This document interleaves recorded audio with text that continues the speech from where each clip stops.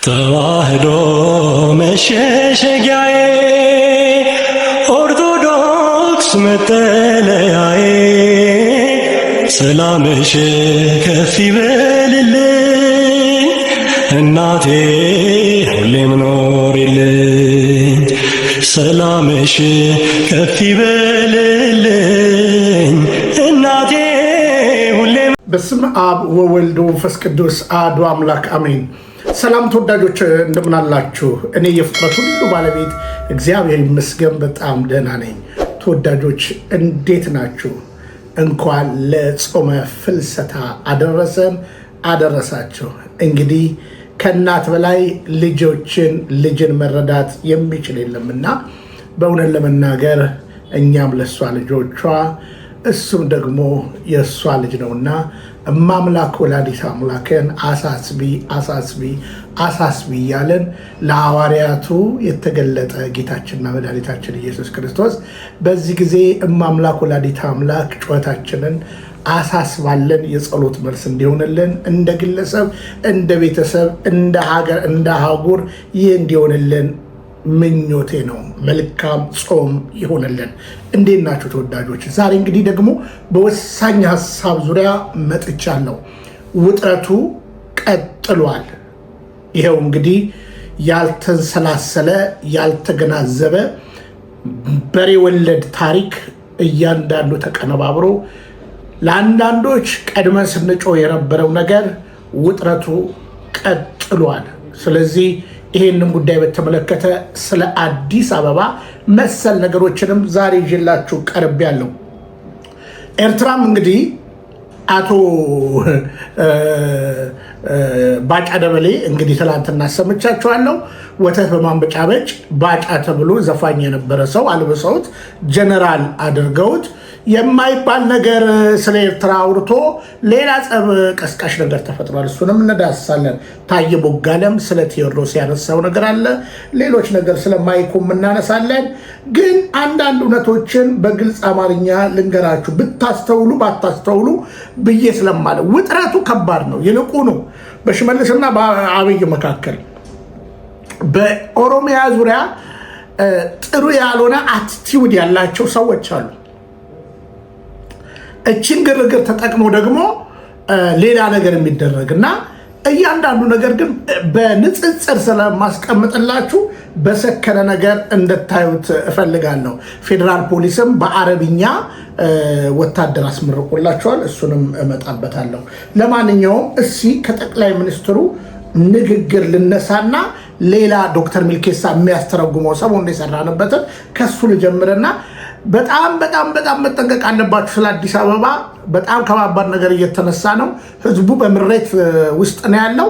ግን ደግሞ ከጀርባ አዲስ አበባን የኦሮሚያ ዋና ከተማ በማድረግ ሌላውን የማግለል ነገር ልክ የኦሮሚያ ከተማ ላይ መብት እንደሌለ ሌላው መብት እንደሌለው ተደርጎ ሊቆጠር ጫፍ ላይ ደርሷል። ምክክር ኮሚሽኑ እንኳን ደስ አለህ አልልህም። በነገራችን ላይ በዚህ ጉዳይ ላይ እንግዲህ ህፃን ያቦካው ለራት አይበቃም ማለት ይህ ነው። እስቲ ስሙ። ለማንኛውም ጠቅላዩ ከዚህ በፊት ምን ብለው ነበረ ስለ ኤርትራ እንስማ። ፕሬዝዳንት ኢሳያስ በሩቅ ከማቃቸው ከምገምታቸው በጣም በተለየ መልኩ ለኢትዮጵያ ህዝብ ትልቅ አክብሮት፣ ፍቅር ያላቸው የኢትዮጵያ ሰላም፣ የኢትዮጵያ ልማት የሚያስጨንቃቸው ለሁለቱ ሀገር ዝምድና ለሁለቱ ሀገራት ወዳጅነት ብቻ ሳይሆን በሱዳን፣ በሶማሊ፣ በጅቡቲ ጠንካራ መንግስታት ተፈጥረው ምስራቅ አፍሪካ በጠንካራ መንግስታት የሚተጋገዙ እንጂ አንደኛው መንግስት የሚያፈርስ እንዳይሆን ሰፋፊ ሐሳብ እንዳላቸው መረዳት ችያለሁ። ይሄ ለኛ ትልቅ ዜና ነው። እሺ አጨብጭባ። አንተ ሁሌ እሱ ይናገራል፣ አንተ ታጨበጭባለህ። አሁን ደግሞ ትላንትና እንግዲህ ትልናገር ነበር። ትላንት ወዲያ እንግዲህ ምናልባት ዛሬ ይለቀቃል ብለን ተስፋ እናደርጋለን። በራሱ ሚዲያ ላይ ሌላ ጸብ ቀስቃሽ ነገር መጥቷል። እንዲያወሩለትም ሰዎች ይዟል።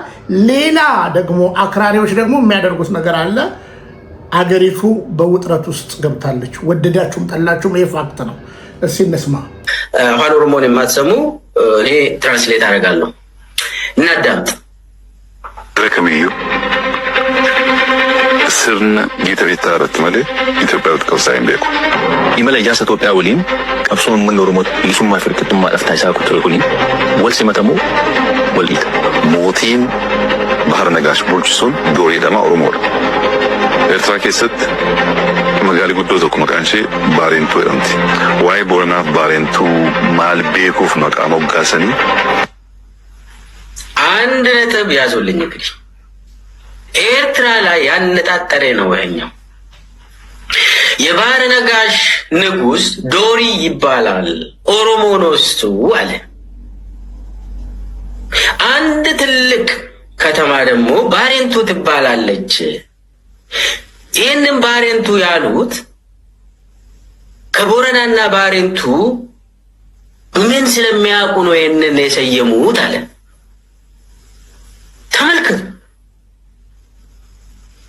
የባህረ ነጋሽ እንግዲህ ባህረ ነጋሽ በኢትዮጵያ ታሪክ ስንማር እንግዲህ አብዛኛው ቦታው ኤርትራ ውስጥ ነው። ባህረ ነጋሽ የሚባለው ከመረብ መላሽ ባህረ ነጋሽ ይሄ የዛ አካባቢ ባህረ ነጋሽ ወደ ይሄ ጥያቄ የቀይ ባህር ጉዳይ ነው።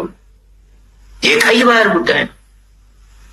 የአብይ የቀይ ባህር ጥያቄ የዩኤኢ ቀይ ባህር ጥያቄ አሁን በአፋን ኦሮሞ መጥቶ የባህረ ነጋሽ ያኔ ንጉስም ኦሮሞ ነው ዶሪ ይባላል አለ። ከተሞችም ባሬንቱ ይባላሉ እዛ አካባቢ አለ። አዎ ባሬንቱ የሚባል አለ ቦታ ኤርትራ ውስጥ ብዙ የአፋን ኦሮሞ ስሞች አማራ ክልል ውስጥ ትግራይ ክልል ውስጥ የትም ቦታ ሊኖሩ ይችላሉ አሉ።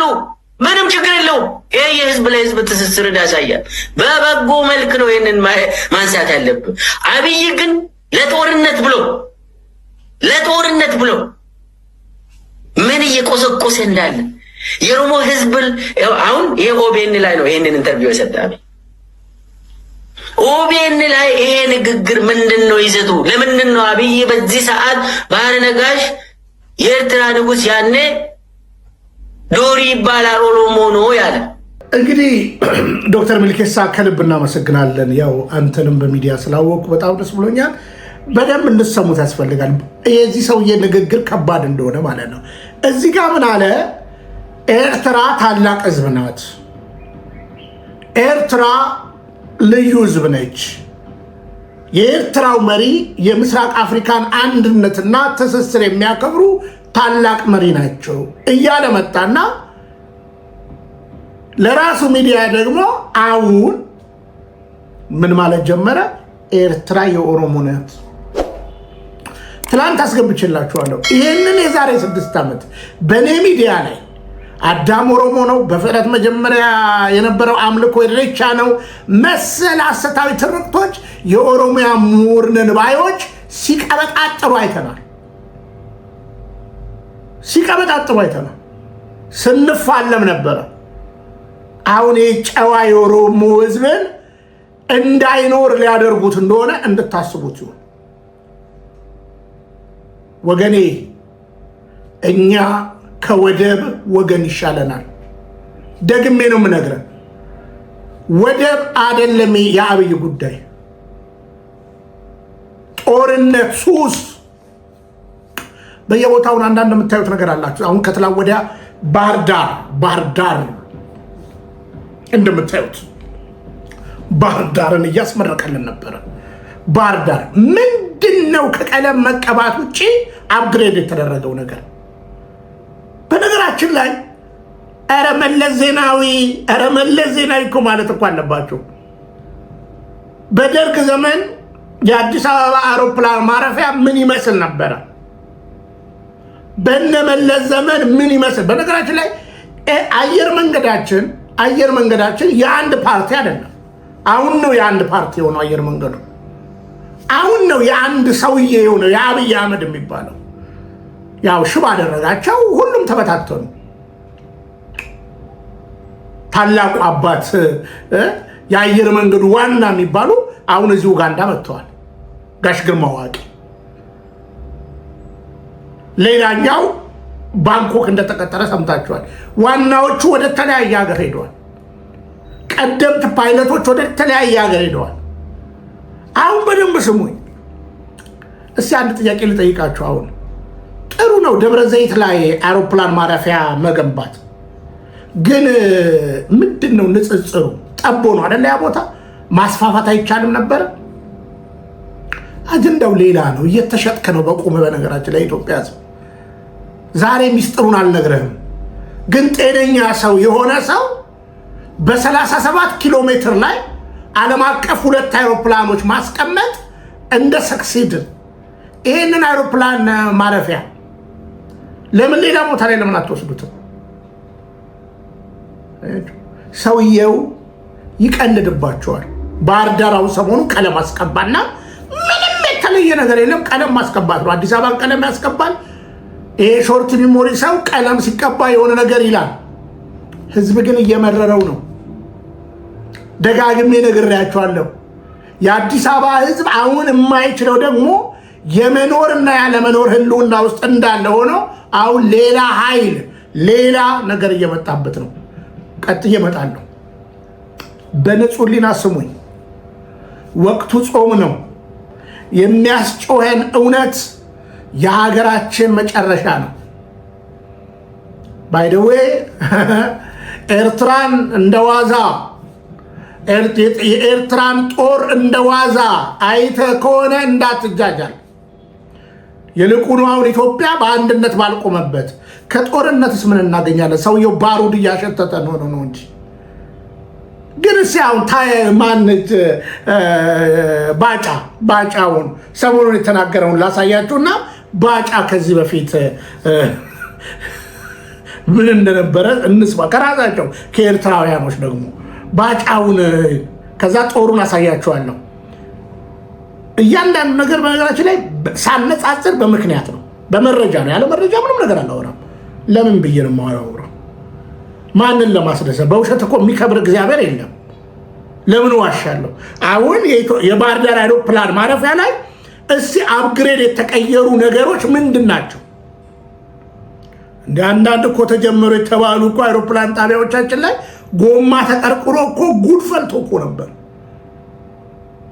ወዲያውኑ አስጠፉት እንጂ። ግን እንዳልኳችሁ ነው። የመንግስት የህዝብ ሀብቶች እና አየር መንገድ እና ቴሌ ምናምን እያንዳንዱ ባንኩ አሁን የአንድ ግለሰብ ሆኗል፣ የአንድ ንጉስ ሆኗል። የአብይ አህመድ የሚባል ንጉስ ከጀርባ የሚቀልድበት ህዝብ አለ። ኦሮሞ የሚል ህዝብ በሱ ይቀልድበታል። የኦሮሞ ነው ተስፋው እያለ ሲባጫ እንስማ። ጦርነቱ አንዴ ከተነሳ የኤርትራ መንግስት የሚባል አይኖርም። ይህንን የተናገሩት በኬንያ የኢትዮጵያ አምባሳደር የሆኑት ጀነራል ባጫ ደበሌ ናቸው። ጀነራሉ ከቢቢሲ ጋር ባደረጉት ቃለ መጠይቅ ምን አሉ? የተወሰኑትን ላሰማችሁ። ዋንስ ጦርነቱ ከተነሳ በኋላ የኤርትራ መንግስት የሚባል አይኖርም። ይሄን መታወቅ አለበት። ሶ ጂኦግራፊውም ይቀየራል። ፎር ዛት ማተር መንግስቶች ይቀየራሉ፣ ጂኦግራፊውም ይቀየራል። ዝም ብሎ አይነት አይደለም፣ በቀጠናው ማለት ነው።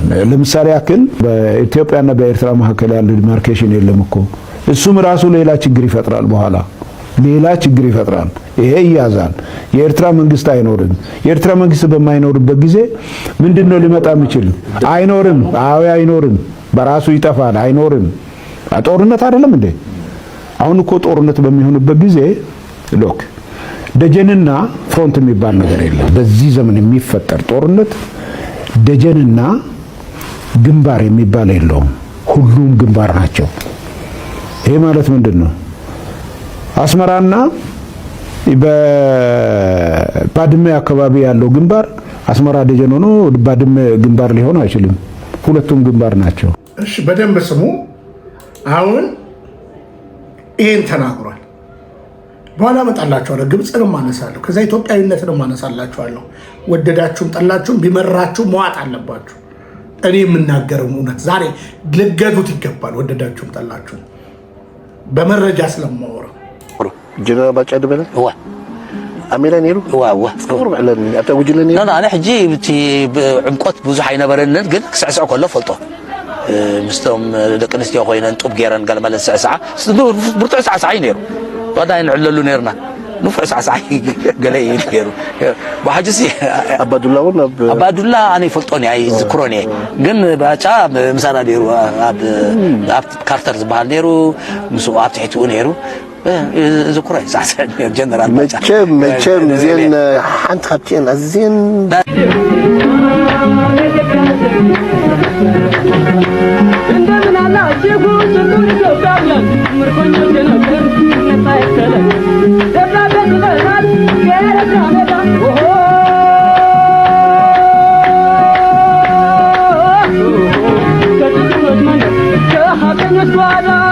ሐዲስ ተራራ በመውጣት በጣም ጎበዝ ነው።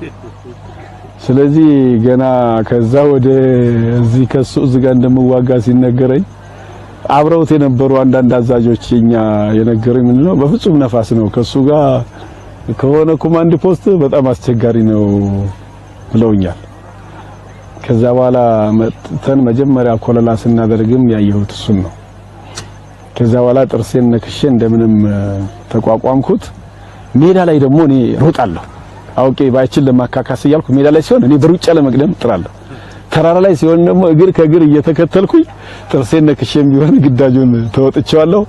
ከዛ በኋላ ከሐዲስ ምን ተማርኩ? አንደኛ ክብደት መቀነስ እንዳለብኝ፣ ሁለተኛ ይሄ የትንፋሽ ስፖርቶች መስራት እንዳለብኝ ከዛ ተማርኩና ባለች ክፍት ጊዜ እየሰራው አሁን ወደ 5 ኪሎ ቀንሼ አሁን ላይ ሐዲስ የሚወጣበት ተራራ ሁሉ መውጣት የሚያስችል አቅም ፈጥሬያለሁ የሚል አንድ እንትን አለኝ።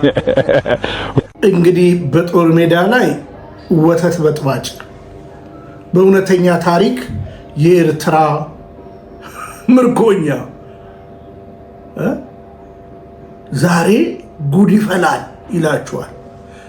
አንድ መሰረታዊ ነገር ልንገራችሁ፣ ሊመራችሁ ማጡት ውድ ኢትዮጵያውያን፣ እኛ ኢትዮጵያውያን ባለፈው ዘመናት ጣሊያንን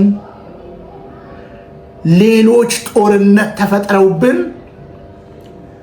ያሸነፍንበት ሚስጥር የመጀመሪያው ነገር እግዚአብሔር ይባላል። የኢትዮጵያ አምላክ ይባላል። ነገስታቶቹ የሚጠሩት ስሉስ ቅዱስ እግዚአብሔር የሚባል አምላክ አለ። በደንብ ስሙ። አሁን አንዳንድ ጊዜ ኤርትራ ያለችበትን ነገር አይተህ እሞክራታለሁ ብትል ወኔ ሁላችሁ ወኔ ሰው ሁሉ አለው። ተው። ሁለተኛ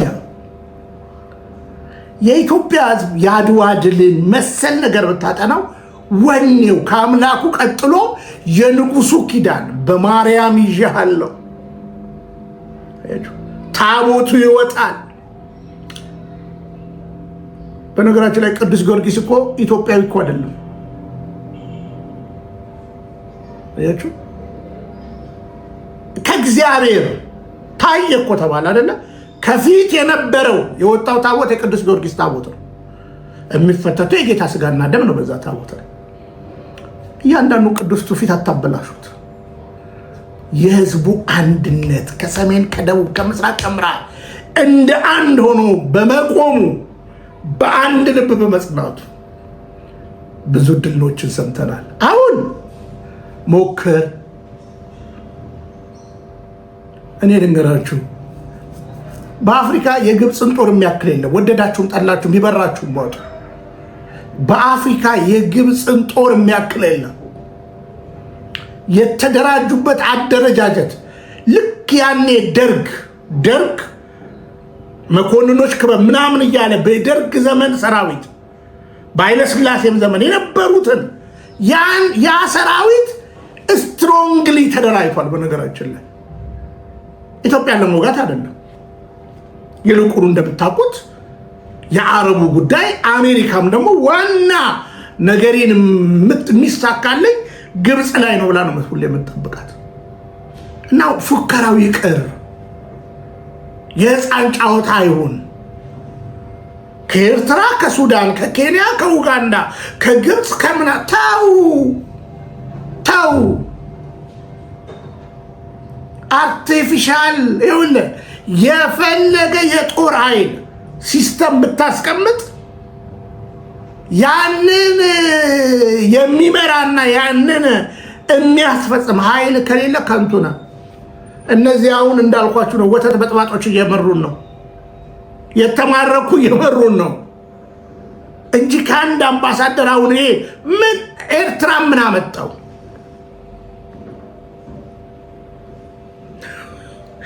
ማን ነው አሁን የሚዘምተው? እና እቺ ሳይኮሎጂ ጥቂት የቀመሰ ሰው ይገባዋል። አሁን አብያው አለው ለማለት አማራ ክልል ላይ ናተ ቀለምስ ያስቀባና እመጣለሁ አክት አደርጋለሁ። አክት ሲያደርግ ልንገራችሁ፣ እኔ የኢንሳ ወሳኝ ሰዎች ጓደኞች አሉኝ። አንዱም አባቱ መሳሪያ ይዞ አይገባም፣ ዱብ ነው የሚለው። አሁን የሆነ ቦታ ቀለም ሲቀባ ካያችሁ አብይ ዱብ ሌል ነው። ከዛ በኋላ ይጠናል። በ5 ኪሎ ሜትር የትኛውም የስልክ ኮኔክሽን የትኛውም በቁጥጥር ስር ያደርገዋል። ግን አንድ ነገር ልንገራችሁ፣ አንድ ቀን የገነፈለበት ሰው እጅ በእጅ አብይን ያዋርደዋል። መሳሪያ ይዞ ማንም ሰው መንቀሳቀስ አይችልም። ስልኩ ይጠለፋል። የገነፈለበት የማይጠበቅ ሰው ያዋርደዋል። አሁን ሆዳም እያመጣ ነው። የስልክ ኮኔክሽናቸው ታይቶ ንጹህ መሆናቸው ታይቶ ምናምን ነው አይተናል እኮ ባህር ዳር ላይ አሁን በጣም የምንጠብቃቸው ሰዎች አልነበሩ። ፌክ ሊደርሺፕ እና ልክ አሁን እንደ ባህር ዳር እንደተቆጣጠረ አክት ሲያደርግ ምናምን እኔ እንዳንተ አይነቱን ሺዎችን መርቻለሁ። በነገራችን ላይ ይሄ ሳይኮሎጂካሊ የትውልዱን ነገር መስለም እንዴ ባህር ዳር ሰላም አይደለ እንዴ? ማርቆስ ሰላም አይደለም እንዴ? ለማለም ማለት ነው። እና ዋንዴ ዱብ ይላል የሆነ ነገር ልንገርህ፣ ባልጠበቀው ቦታ። ከዛ በተረፈ አሁንም የአሜሪካና የአረቦች በኢትዮጵያ ጦር ሜዳ ላይ ያላቸው ተጽዕኖን ማየት ትችላላችሁ። ምን እያደረጉ አሁን ሰሞኑን በተከታታይ አይታችሁ ከሆነ የጦር ኃይሉ ቦታ ሲጎበኝ አሜሪካና አረቦች የሚያደርጓቸው ነገሮች አሉ። አይጠቅመንም። እኛውን ማዳበሪያ የሚሰጠን ነው የሚያስፈልገን። እኛውን ትራክተር የሚሰጠን ነው የሚያስፈልገን። እኛውን ይህንን መሀይም የ7ኛ ክፍል ሰውዬ አውርዶልን በሰላም ሌላ ነገር ይኸው አሁን ግሎ መጣል። ይኸው ላሳየህ እኮ ነው። ግሎ መጣለ። ምናልባት እችን ቪዲዮ ላሳያችሁ ነው። ወደሚቀጥለው ልግባ። በአረብኛ ቋንቋ የሰለጠኑ ፌዴራል ፖሊሶች ተመረቁ። አወሊያ ኮሌጅ በአረብኛ ቋንቋ ያሰለጠናቸውን ፌዴራል ፖሊሶች በዛሬው ዕለት አስመርቋል። በዕለቱ ምረቃ ላይ ፌዴራል ፖሊስ ምክትል ኮሚሽነር ጄኔራል እና የፖሊስ ዩኒቨርሲቲ ፕሬዝዳንት ዶክተር ታምራት ሙልጌታ አወሊያ ለሀገር እያበረከተ ያለውን አስተዋጽኦ በአድናቆት አመስግነዋል። በምረቃው ላይ አወሊያ ስራ አስኪያጅ ሀጂ ሰይድ አስማረ በአረብኛ ቋንቋ የሚሰጠውን ስልጠና አጠናክረው በመስጠት እንደሚቀጥሉን ገልጸዋል። በቅርቡ ላቅ ያለ ፋይዳ ያለው የአረብኛ ቋንቋ በስርዓተ ትምህርት ውስጥ እንዲካተት እየሰራ እንደሚገኝ ፌዴራል መጅሊሱ መግለጹ ይታወቃል። ሰማ አህመድ ጀበል ሰማ አረብኛ። እሺ እኛ በአረብኛ የምንተዳደርባቸው ክልሎች አሉ፣ መስጊዶች አሉ። አረብኛ መስጊድ ውስጥ አረብኛ አሁን ግዝ ብለህ የምጮህ ሙስሊም የምትናደድ አንዳንድ እንትን የሃይማኖት ውቅር አረብኛ ነው። እሺ አሁን አረብኛ ወታደር ይኸው እንደገና ላሰማ። በአረብኛ ቋንቋ የሰለጠኑ ፌዴራል ፖሊሶች ተመረቁ። አወሊያ ኮሌጅ በአረብኛ ቋንቋ ያሰለጠናቸውን ፌዴራል ፖሊሶች በዛሬው ዕለት አስመርቋል። በዕለቱ ምረቃ ላይ ፌዴራል ፖሊስ ምክትል ኮሚሽነር ጄኔራል እና የፖሊስ ዩኒቨርሲቲ ፕሬዝዳንት ዶክተር ታምራት ሙልጌታ አወሊያ ለሀገር እያበረከተ ያለውን አስተዋጽኦ በአድናቆት አመስግነዋል። በምረቃው ላይ አወሊያ ስራ አስኪያጅ ሀጂ ሰይድ አስማረ በአረብኛ ቋንቋ የሚሰጠውን ስልጠና አጠናክረው በመስጠት እንደሚቀጥሉን ገልጸዋል። በቅርቡ ላቅ ያለ ፋይዳ ያለው የአረብኛ ቋንቋ በስርዓተ ትምህርት ውስጥ እንዲካተት እየሰራ እንደሚገኝ ፌዴራል መጅሊሱ መግለጹ ይታወቃል። ስለዚህ የአረብኛ ፌዴራል ፖሊስ በአረብኛ ለማሰልጠን ምናልባት ወደ አረብ ሀገር ባይደዌ ስለ ዩኤኢ ለሰባት አሁን የምትጠራው ዩኤኢ ነገሯን አይታችሁ ከሆነ በጦርነት ነበር። በነገራችን ላይ በዱባይ ራሱና በሻርጃ በእያንዳንዱ ንጉስቶች ጦርነት ነበር እና የገዟቸው የተለያዩ ሀገር ጦረኞች ናቸው። እነሱ አልተዋጉም ትንሾች ስለሆኑ እና ምናልባት ልንሸጥ ይሆን ሌላ ነው ጨዋታው እና እኔ ገና ብዙ ታሪክ ነው የምንሰማው።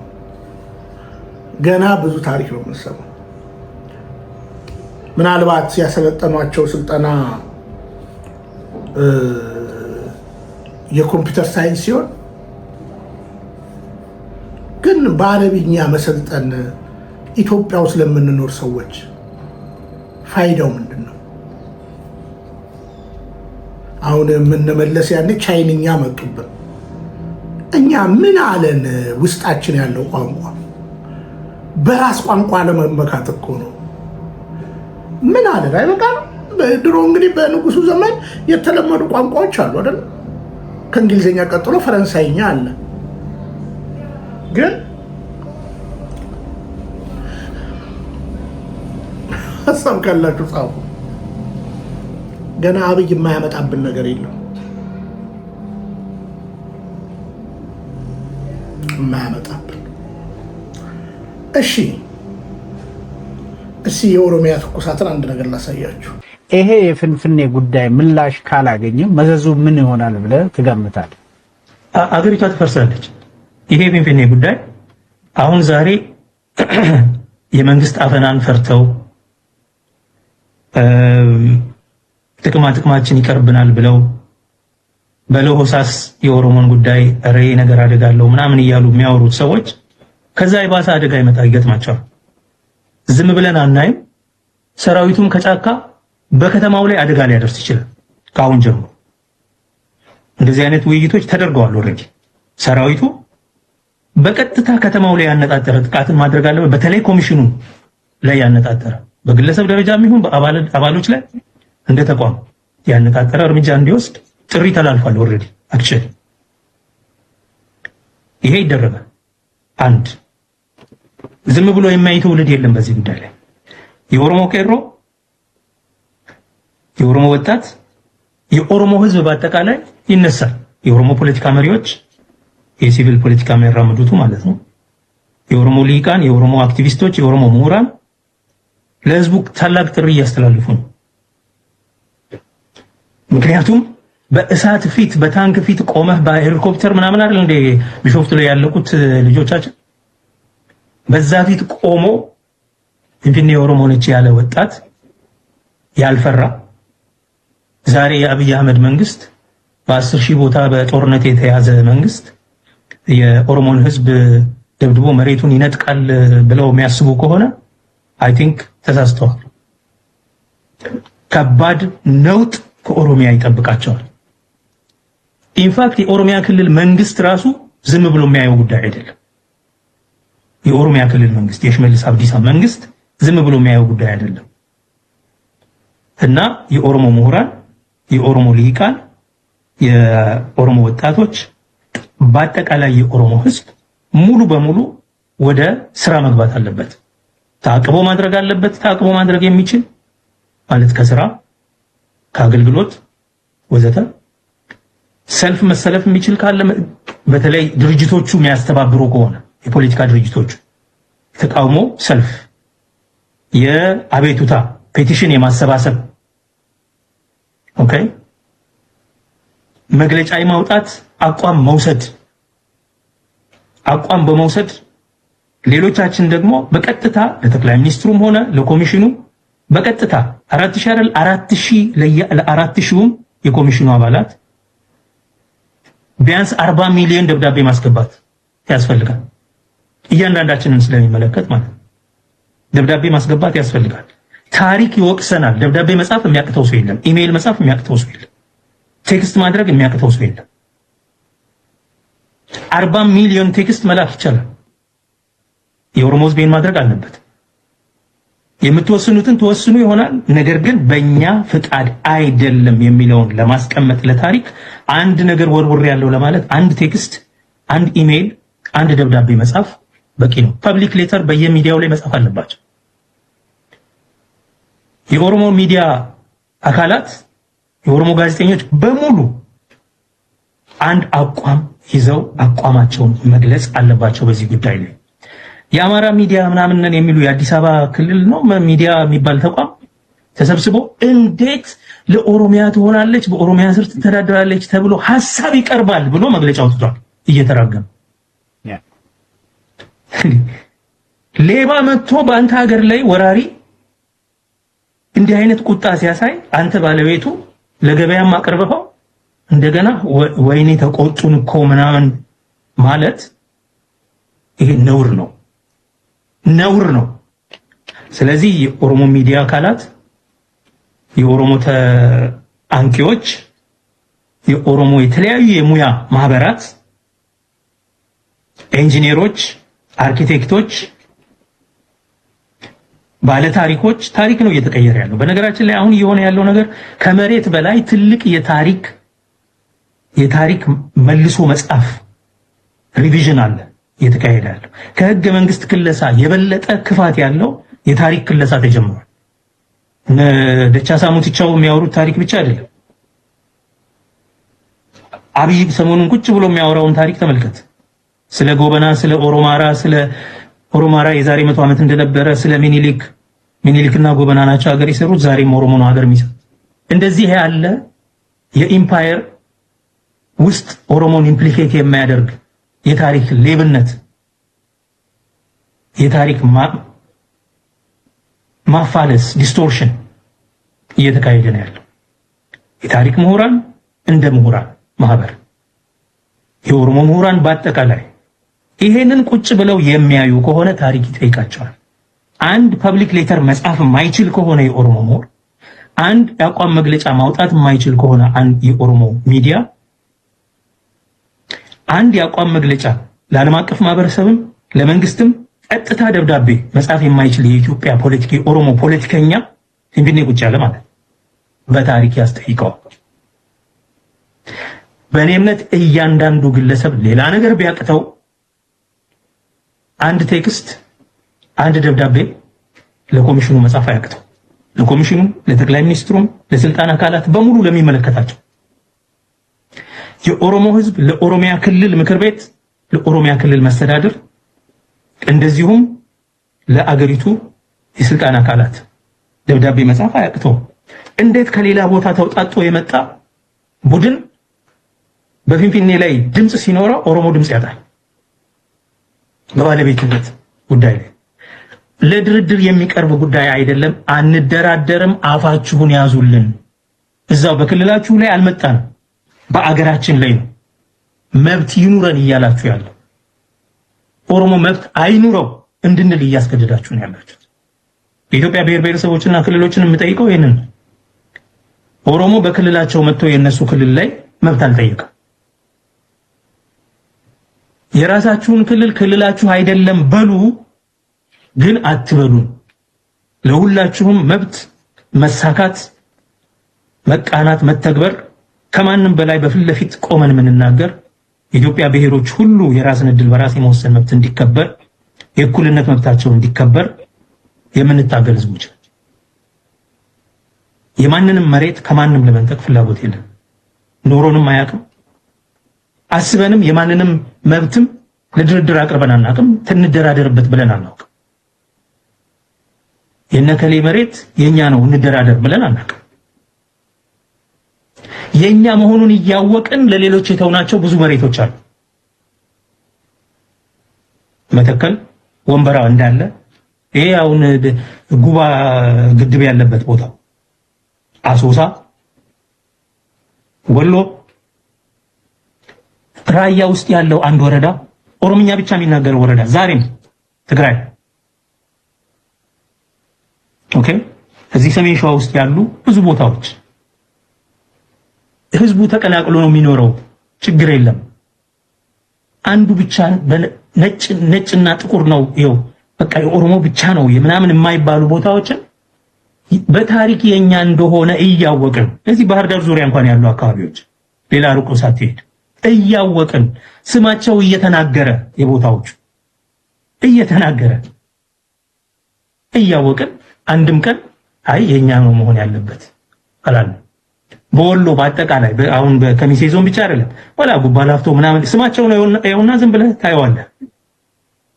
ዋናው ሰሜን ወሎ ራሱ ኦኬ አልጠየቅንም። እነዚህ የማንንም መሬት ለድርድር አላቀረቡ። የራሳችንንም ለቀን እንደው አብሮ ለመኖር የማይመች የመሰለንን ትተናል። አብሮ ለመኖር ለመልካም ጉርብትና ሲባል የማይጠቅሙ ጥያቄዎች ብለን ይሄ ግን አልፎ እምብርትህ ድረስ መጥቶ እቤትህ ውስጥ ሉክ የኢትዮጵያ ብሔሮችና ክልሎች ሁሉ ሊረዱ የሚገባው ማንኛውም ሰው ኢንፋክት የዓለም አቀፍ ማህበረሰብ 3 ቀን ኦሮሚያ 5ቱንም በሮች የከተማዋን 5 በሮች ቢዘጋ ያ ክልል የዛ ከተማ ህዝብ አደጋ ውስጥ ነው የሚገባው። እንግዲህ ትንሽ ሰው ሲመራክ ትንንሽ ሰዎች ብቅ ብቅ ይላሉ። እነዚህ እንግዲህ ብዙ ሐሰታዊ ትርክት አናታቸው ላይ ተዘብዝፎ ስማቸው ዶክተር ነው። በመጀመሪያ ደረጃ ወደድክም ጠላህም እኮ በእኔና በአንተ እድሜ ነው እኮ መሬት የብሔር ብሔረሰብ የተባለው። ጭንቅላት ቢኖረ በኃይለ ሥላሴ ዘመን እኮ መሬት ለአራሹ ተብሎ እኮ ነው የታወጀው። ለአማራ ለኦሮሞ አልተባለም። ቢመረም በጥብጠው አጠው። አንተ ለነገሩ እኮ ሚኒሶታ ተቀምጠ ሚኒሶታ የኦሮሞ ነው የምትል ነው። በመጀመሪያ ደረጃ አንብብ። መቼ ነው ብሔር ብሔረሰብ የሚባል ነገር ኢትዮጵያ ውስጥ የተፈጠረው? እኛ የምናውቀው አንዲት ኢትዮጵያ ነው፣ ህብረ ብሔራዊ ውቅር ባለባት። ከዛ በተረፈ ቢመርህም ትውጠዋለህ። ስታስቲኩን ቀጥ እያሰማለሁ። ከዛ በተረፈ ግን ይሄ ጉዳይን ከጀርባ ፑሽ አድርጋችሁ እነመለስ ዜናዊ ያደረጉት መሬት የብሔር ብሔረሰቦች ምናምን ተባለ። ከዛ በኋላ በብሔር ይዞታ የማካለል ነገር ተጀመረ። ግን እሺ ታሪክን ወደኋላ እናገላብጥ። ባይ ዘ ዌይ ይሄ አስተሳሰብ የተጀመረበት ጽንሰ ሐሳብ ምናልባት እንዲህ አይነት መርዘኞች ይወጡበታል ተብሎም አይደለም። ግን ወደድክም ጠላም ቢመረም ዋጣው 80% ምናምን ብሎ ስታስቲክ ያስቀምጥልሃል ኢትዮጵያ ውስጥ ያለ አዲስ አበባ ላይ ያለው። እሺ አዲስ አበባ የኦሮሚያ ከተማ ከሆነች የኢትዮጵያ ዋና ከተማ ሆና እናንተ በእውነት ለመናገር ያኔ ሌላውን ህዝብ ታስገባላችሁ እንዴ? አርሲ ላይ ዛሬ የምትሰሩትን እናጣለን። ስለዚህ ታላቂቷን ኦሮሚያ በደንብ ስሙ። አብይ አሁን እንግዲህ ምን ይዋጠ ያው ሆ ብሎ መጣ። የዘረኝነት ነቀርሳ ተነድፋችሁ ስለ ዘረኝነት ስታወሩ ይሄው። ከዛ በተረፈ የጥቅም ማጋራት ምናምን በነገራችን ላይ ለየትኛውም ክልል የአዲስ አበባ በጀት ለፈሰስ አስተዋጽኦ አያሌ ነው። ግን ይሄ ነጋዴ ይሄ ባለሀብት ኦሮሞ ብቻ ነው ብራዘር። ጂኦግራፊካል በሆነ አቀማመጥ እንደዚህ አይነት ጭንቅላት ካለህ አንተ አሁን ሄደህ ባለጠጊያውን ክባት ሚኒሶታ ሰርተ ያፈራው ሀብትን ነው እንጂ መሬቱ የኔ ነው ማለት አትችልም። በደንብ ስማኝ፣ መሬቱ አይደለም። አሁን ገና ለገና ያልነበረ ሰው አብይ እኮ ተናግሮታል እኮ ይሄን ያህል 100,000 ኦሮሞዎች አመተን አዲስ አበባ ከዛ 2 ዓመት ከኖሩ በኋላ ስማቸውን ካኖርም በኋላ እናስቀምጣለን። ይሄ እንቀይራለን ያላችሁት ድሮ ነው። ኢትዮጵያን የማጥፋት ኢትዮጵያዊነትን የማጥፋት አሁን እኔ ቆጥራለሁ በእኔ እድሜ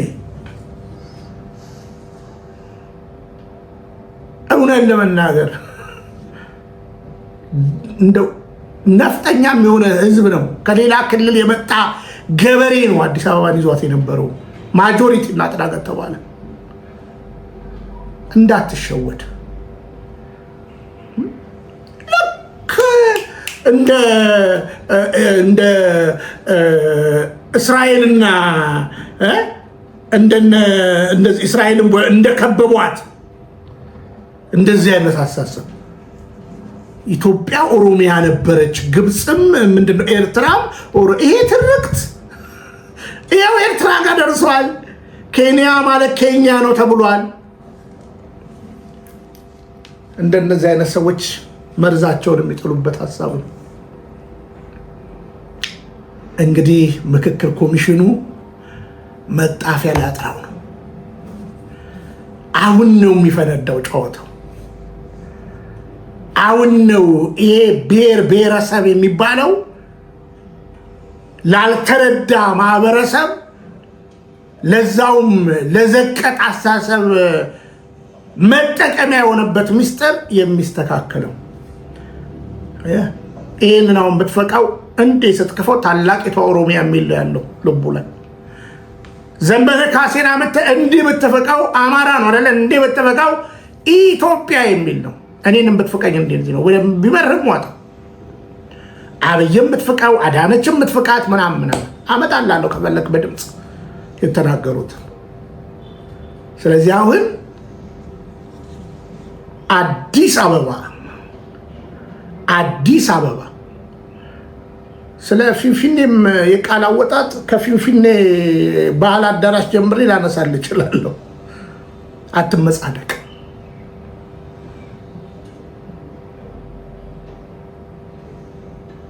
ግን ትኩሳቱ ጋለ። እንግዲህ መስፈናሪያ ምን ይዋጠ? የማትችለውን ነገር ጀመርክ፣ ይኸው መጡልን። አዲስ አበባ ስታስቲክ በግልጽ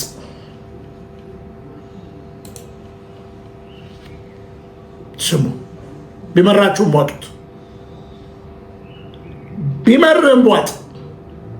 በአምቦሃ እየተመጠመጥ ቋጠው። የአዲስ አበባ ስታስቲክ ነው።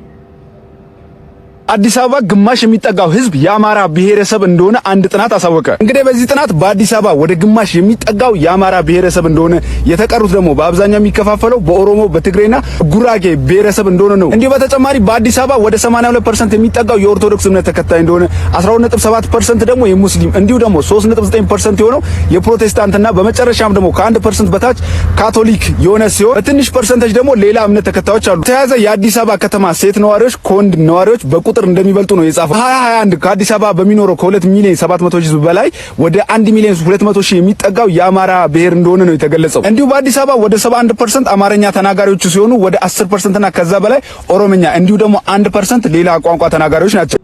መንግስት እንግዲህ ትናንት እንዳያችሁት የትግራይና የአማራ ልጆችን አንድ ሁለት የኦሮሚያ ልጆችን ጨምሮ እያሰረ ነው። ትናንት እንኳን በቢዝነስ ነው።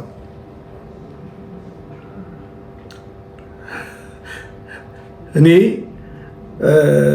አሁን ኢትዮጵያዊነትን ሳስብ ኢትዮጵያዊነትን ሊያጠፉ ይልቁኑ አማራ ትግራይን ሊያጠፉ ላሰቡት የነዚህ የኦሮሚያ የሆኑ ጥቂት ሰዎች እኔ ሁሉንም እንኳን ጥቂት ሰዎች ባስጨነቋቸው ልክ ይበዙ ነበር የሚል የእስራኤል ቃል አለ። ባስጨነቋቸው እለጥፍላችኋለሁ። እናንተ ሰሜኑን አጠፋለሁ ብለህ አማራን አጠፋለሁ እየበዛ ይመጣል። ለምን ተጋምዷል? ከሲዳማው፣ ከሀዲያው፣ ከወለጋው፣ ከኦሮሞ ከምኑ ተጋምዷል። እውነታዊ ነው። ለማንኛውም ትውልድ ንቃ። እንደ አንድ ንጹህ የሃይማኖት ሰው፣ እንደ አንድ ንጹህ ሀገር ወዳድ እመክራለሁ። ለዚህ ነው መጀመሪያ ላይ በሚሄዱና በሚመጡ ፖለቲከኞች አትባሉ፣ ህዝብ ንቃ ብዬ ስናገር የነበረው። እናንተ እኮ ደፋሮች ናችሁ እኮ። በኤደን ገነት ያለው አምልኮ ኢሬቻ ነው ብላችሁ የምታስተምሩ አዳም ኦሮሞ ነው፣ ሎቱ ስብሐት ክርስቶስን ኦሮሞ ነው የምትሉ ደፋሮች እኮ ናችሁ። እስራኤል ራሱ ከኛ ነው የተማረችው። እኔ አፍራለሁ። መሀይምነት ወደምለው መማር እንደናንተ ከሆነ እኔ አለመማር የተሻለ ነው ብዬ ነው የማስበው። ለማንኛውም ቢመራችሁ አጡት። ግን እየገፋ መጥቷል። አንዳንዶች ይቅርታ ጠይቀዋል። አሁን ሚኮ ማይኮ የሚባለው የደከመ ማህበረሰብ ተቻችም ይጠቅማል። በብዙ ትርክትና በብዙ ውሸት አይምሮ የተሞላ ማህበረሰብ ስለሆነ ይሄን ህዝብ አታልም። ኦልሬዲ ተመርዟል። ጠቅላይ ሚኒስትር ዶክተር አብይ ካየው እሱም ሰው ነው፣ ልክ እንዳንተ እሱም ሰው ነው። ክብርት አዳነች አቤቤንም ካያ እሷም ሴት ናት፣ እሷም ሰው ናት። ልክ እንደኖርነው እንደ ማህበረሰባችን ሰው ነው። ብዙ ጊዜ ችግሮቻችን ይፍቱልን። ለአንተ ችግር እሷን ትፈልጋለህ፣ ለአንተ ችግር ጠቅላይ ሚኒስትርን ትፈልጋለህ፣ ለአንተ ችግር ከሬን ዘመድ አዝማድን ትፈልጋለህ። ሰው ለምን ራሱን አይጠይቅም? እና እንዴት ነው? ሰላም ነው? እንዴት ነው? አለቃ በርታ፣ ጠንክሩ። ኖ ሰርተህ ተለወጥ። የመንሱር አባባል ሰርተህ ተለወጥ። ይሄ ልጅ እንዴ ቲክቶከር ነው። እስኪ እንዴት ነህ ማይኩ? እንዴት ነህ?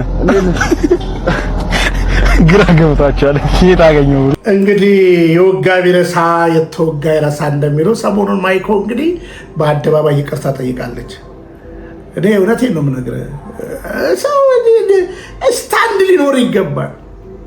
አይ ፍራንክ ያልቃል፣ ጥቅም ያልቃል። በሽታ ነው የምትገዛበት የኃጢአት ገንዘብ ላይ ይቅርታ ጠይቃለች ሰሞኑን። አሁን የኛው ደግሞ የአፍልቶ ያለው የእሱን ትንሽ ላሰማችሁ። ይህ ማለት ቴዲ አፍሮ ብሔርተኛ ነው እያሉኝ ነው? ብሔርተኛ ሳይሆን የድሮዋን ኢትዮጵያና የአሁኑ ኢትዮጵያ የሚባል ትንታኔ አለ። ዶክተር አብይ ኢትዮጵያን አይደግፍም? የድሮዋ ኢትዮጵያና የአሁኑ ኢትዮጵያ የተለያዩ ናቸው። ዶክተር አብይ የሚደግፋት ኢትዮጵያና ቴዲ አፍሮ የሚደግፈው ኢትዮጵያ አይደለም። ሲጀመር ቴዲ አፍሮ የሚይዘው ሰንደቅ ዓላማ ምን አይነት ነው? ቀላል እኮ ነው። ምንም ሳትደክም መብት የለው፣ መብቱ ነው። ግን እኔም መተቸት መብት አለኝ። ደስ የሚለው እሱ ነው። ቴዲ የሚፈልገውን የማቀንቀን መብት እንዳለው ሁሉ እኔ ቴዲን የመቃወም መብት አለኝ። ቴዲን የመደገፍ ደግሞ ሌሎች ኢትዮጵያውያን መብት አላቸው። ግን የትኛው ነው አሪፍ ነው? ሞአንበሳ ሁልጊዜ ቴዲ ጋር አለ። ሞአንበሳ ማለት ዘእምነገደ ይሁዳ ነው። መጀመሪያ ዘእምነገደ ኢትዮጵያ አይደለም፣ ይሁዳ ነው። ንጉሥ ሰለሞን ጋር ነው ትሬስ የሚያደርገው። ስዩመ እግዚአብሔር የሚል አለበት። ከፈለክ መስቀል አለ።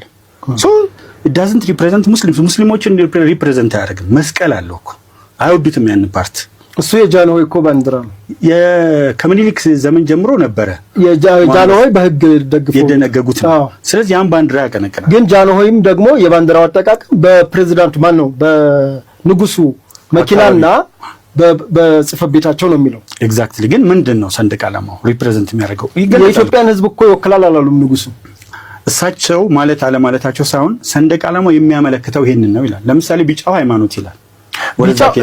እሱንማ የተማርነው ትምህርት አረንጓዴ የኢትዮጵያ ልምላሜ፣ ቢጫው ተስፋና የሃይማኖት እኩልነትን ነው። ቀዩ ደግሞ በመስዋዕትነት የተገነባች ሀገር መሆኗን የመስዋዕትነት ሀገር መሆኗን ነው። ይሄ ጠቅላላ የባንዲራው የሰንደቅ ዓላማው አንድ ፖለቲከኛ በሆነ እኔ ይሄን ነው የማስተምረው። ሃይማኖተኛ ሲኮን ነው ችግሩ። ቴዲ ሃይማኖተኛ ነው ወይስ ዘፋኝ ነው? ቴዲ አሁን ሃይማኖተኛ አልካት የበፊቷ ቢጫው ሃይማኖት እኩልነት ሳይሆን ሃይማኖትን ብቻ ነው። ሲጀመር እኮ የኢትዮጵያ ኦርቶዶክስ ተዋሕዶ ቤተክርስቲያን እንደሆነ ይደነግጋል። ንጉሱ ከኢትዮጵያ ኦርቶዶክስ ተዋሕዶ ቤተክርስቲያን ብቻ እንደሚመጣ ይደነግጋል። እሺ እንግዲህ እንደነዚህ አይነት ቀባጣሪ ምሁር ነን ባዮች አገሪቷን እያመሷል። ሁለቱንም ነገር ላሳያችሁ። እንደው አንዳንድ ጊዜ ለሰነፍ ስንፍናውን ካልነገርከው በኋላ አዋቂ የሆነ ይመስለዋል። እና እንደው አሁኑን ለመናገር የኢትዮጵያ ኦርቶዶክስ ተዋሕዶ ቤተክርስቲያን በዚህ በሰንደቅ ዓላማ ላይ ያላት ትምህርት ምንድን ነው? ደግሞም እንደው ደረቅ እናርገው የኢትዮጵያ ሕገ መንግስትስ ምን ይላል? እንግዲህ እንደነ ታዬ አይነቶች ናቸው እንደፈለጉ ለበሉበት ቅራቅንቦ የተለያየ ሀሳብ እየቸሩ እየበጠበጡን ያሉት። እንግዲህ በመረጃና በማስረጃ ነው የማወራው። ያለ መረጃ ምንም ነገር አላወራም። ሁሌም እንደምናገረው አሁን በትዕግስት ነገሮቻችንን እንይ። ስለ ሰንደቅ ዓላማ እንግዲህ እንደምትመለከቱት በግልጽ ስለ ሰንደቅ ዓላማ የመንግስትን እናንሳው። በመጀመሪያ ትርጉሙ የኢትዮጵያ ብሔር ብሔረሰቦች፣ ህዝቦች እና ሃይማኖቶች በእኩልነት በአንድነት መኖር ያላቸውን ጽኑ ተስፋ የሚያንጸባርቅ ነው። ሰንደቅ ዓላማው የሪፐብሊኩ የሉዓላዊነትንና የህዝቦችን ፍቃድ መገለጫ ነው ካለ በኋላ ስለ ሰንደቅ ዓላማ አጠቃቀምና ይዘት ሙሉ ህጋዊ መረጃ የፍትህ ሚኒስቴር የሰንደቅ ዓላማ ህግን ድረገጽ ማግኘት ትችላላችሁ ይላል። እንግዲህ ይሄ ነው ባንድ የሰንደቅ ዓላማው ጉዳይ ማለት ነው። አሁን የታየ ውሸት ላሳያችሁ ነው። የኢትዮጵያ ኦርቶዶክስ ተዋሕዶ ቤተክርስቲያን ምን ብላ ነው ስለ ሰንደቅ? መቼም እኛ ኢትዮጵያዊ ነን። ልሙጥ ባንዲራ አረንጓዴ፣ ቢጫ፣ ቀይ ከዛ በኋላ እንደምታዩት የቤተክርስቲያን ሎጎን ታስቀምጣለች። ቤተክርስቲያን ግን ምን ብላ ነው የምትናገረው? ቤተክርስቲያን እሱ እንደሚለው ነው። የኢትዮጵያ ኦርቶዶክስ ተዋሕዶ ቤተክርስቲያን አረንጓዴ፣ ቢጫ፣ ቀይ ቀለማት እንደ መንፈሳዊ ምልክት የምትጠቀም ሲሆን እያንዳንዱ ቀለም በመጽሐፍ ቅዱስ መሰረት ጥልቅ ምስጢር ትርጉም አለው። አዎ እያንዳንዱ ነጭ ትርጉም አለው፣ ሰማያዊ ትርጉም አለው። ለዚህ ነው የኛ የቅዱሳን ስዕላት እንኳን በጣም ከለሮቹ ሚኒንግ አላቸው ተብሎ ነው በጥንቃቄ የሚሰራው። ግን ሲንምጣ ቤተክርስቲያኒቱ ለቀለማት የምትሰጠው ትርጉም የሚከተለው ነው። ለቀለማት ቤተክርስቲያን ለቀለማት የምትሰጠው ትርጉም የሚከተለው ነው። አረንጓዴ እግዚአብሔር ምድርን አብቅሎ ሰውና እንስሳትን ለመመገብ የሰጠው የተፈጥሮ ልምላሜ የተስፋ የህይወት ምልክት ነው። የልምላሜ ምልክት ነው። ልምላሜ። ቢጫ የብርሃን፣ የእውቀት፣ የእግዚአብሔር ክብር እንዲሁም የዘላለም ተስፋ መገለጫ ነው። እሺ ቀይ ክርስቶስ ለሰው ልጅ የከፈለውን የመስዋዕትነት የደምና የፍቅር ምልክት ነው። ስለዚህ ቤተክርስቲያን ይሄንን ነው የምትለው። ነጭ ብትል ቤተክርስቲያን ምክንያት አላት፣ ጥቁር ብትል ምክንያት አላት፣ ሰማያዊ ብትል ምክንያት አላት። ቢጫ ላይ ብቻ አይደለም ያነጣጠረ ነገር ያላት። እሺ አሁን መንግስትስ የኢፌዴሪ ህገ መንግስት አንቀጽ 3 የኢትዮጵያ ሰንደቅ ዓላማ አረንጓዴ፣ ቢጫ፣ ቀይ ቀለሞች ያሉት ሆነው በመካከሉ ብሔራዊ አርማ እንደሚኖረው ይደነግጋል። አርማውም የብሔር ብሔረሰቦች ህዝቦች በእኩልነት በአንድነት ለመኖር ያላቸውን ተስፋ እንዲሁም የአገሪቱን ሉዓላዊነት የህዝቦችን በፈቃደኝነት ላይ የተመሰረተ አንድነት ይወክላል። በህገ መንግስቱ እና በሰንደቅ ዓላማው አዋጅ መሰረት የባንዲራው ትርጉም በዝርዝር እንደሚከተለው ነው። አንደኛ፣ ሶስቱ ቀለማት እኩል ሆነው በአግድም ይቀመጣሉ። ቀለማቱ ለምነትን፣ አሁን እሱ ለእምነትን የሚለው መስሎታል። እሱ ለምነትን ወይም አረንጓዴነትን፣ ከዛ ተስፋን ወይም እኩልነት ቢጫ እና ቀዩ ደግሞ መስዋዕትነትን ቀይ ያመለክታል ብላ ቤተክርስቲያን ሳይሆን መንግስት እንዲያስቀምጦታል። ስለዚህ ታዬ ጥላቻ ስላለበት በነገራችን ስዩመ እግዚአብሔር የሚባሉበት እንግዲህ የአይሁድ ማለት እንዳትክደው ስልጣን ሁሉ ከእግዚአብሔር ነው ወደድክም ጠላህም። ስለዚህ ቤተክርስቲያን አክብራ ንጉሥ ኃይለ ሥላሴም ሌሎች ነገስታቶች ስዩመ እግዚአብሔር ሲባል ማንም ሰይጣን እንኳን ተሾመ የሚባለው እግዚአብሔር እኮ ነው ወደ ምድር የጣለው። የዚህ ዓለም ገዢ ያለው እኮ እግዚአብሔር እኮ ነው በነገራችን ላይ። እና የእግዚአብሔርን ክብር እንደመጋፋት ይቆጠራልና አንብብ። እንደገና ወደኋላ ወደ 8ኛ ክፍል ተማሪ ተመለሰ። አንብብ፣ መልእክቴ ነው። ከልብ ነው የምወዳችሁ። አገራችን አደጋ ላይ ነች፣ እመኑኝ። እንተርፍ ዘንዳ እውነቱን ለትውልድ ማቀበልን ተው። ከተመቻችሁ ላይክ አድርጋችሁ ውጡ። ሰላም። ተዋህዶ መሸሸጊያዬ፣ ኦርቶዶክስ መጠለያዬ፣ ሰላምሽ ከፍ ይበልልኝ እናቴ ሁሌም ኖሪልኝ። ሰላምሽ ከፍ ይበልልኝ